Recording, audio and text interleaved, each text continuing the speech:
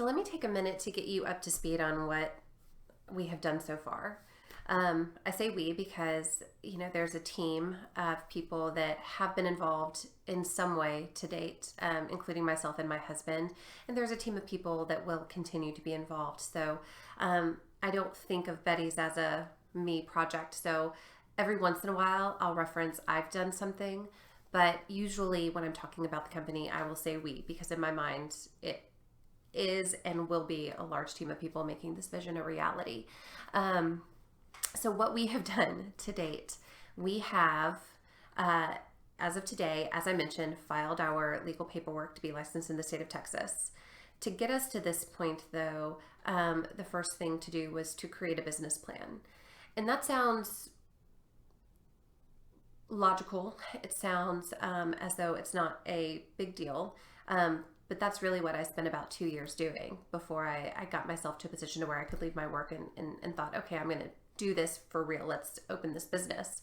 That 2 years of time was, honing the vision, honing in on, okay, how are we going to actually implement this and get this business up and running?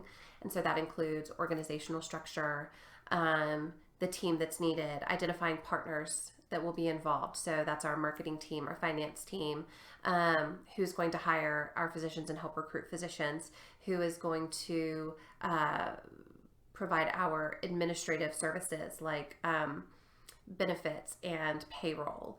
There's so much that goes into it. Then there's the overall operational model. How many providers do we need? How much time are they going to spend with each patient? How will we get paid for the time that they spend with the patient? What's that payment model look like?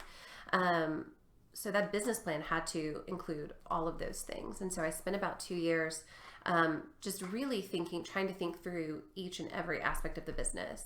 And I ended up after, maybe about 9 or 10 months ago, I went to a few classes at the Small Business Development Center that's here with the University of Texas, San Antonio, and, wanted to make sure that my business plan, although I had worked through all of those pieces and I had put it into, at least at this point, into a pretty comprehensive pitch deck with some, additional information there, I wanted to make sure that I put that plan into a format that would be well understood and easily legible from the perspective of investors and banks and landlords for our lease, really anybody who needed to quickly and fairly comprehensively understand the business.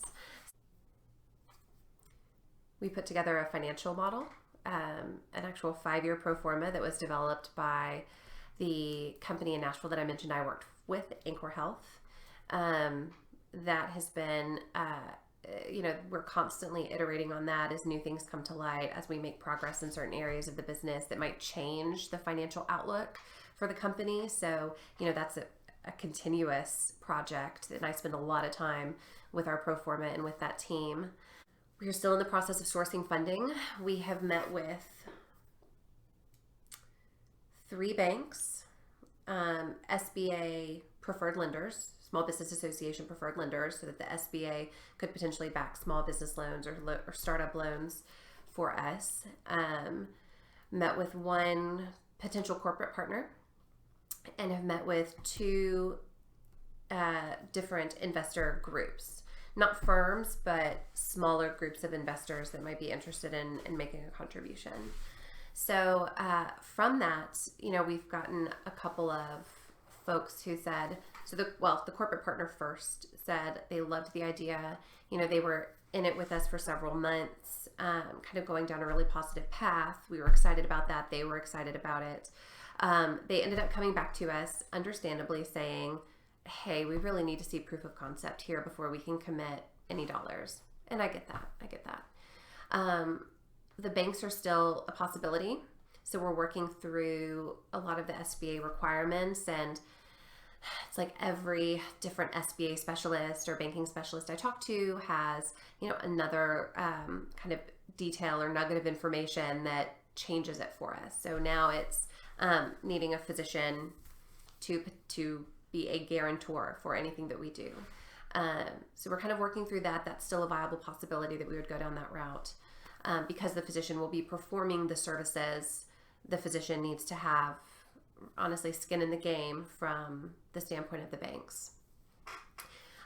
We are hoping to pitch to an angel investment firm here, and then we'll be circling back with one of the investor groups that we talked to that is interested. And so we'll see. We're still pretty early in those conversations and vetting to see if the interest is real, and even from their standpoint, is this a business model that supports their goals? From our standpoint, are they a viable partner for more than just capital?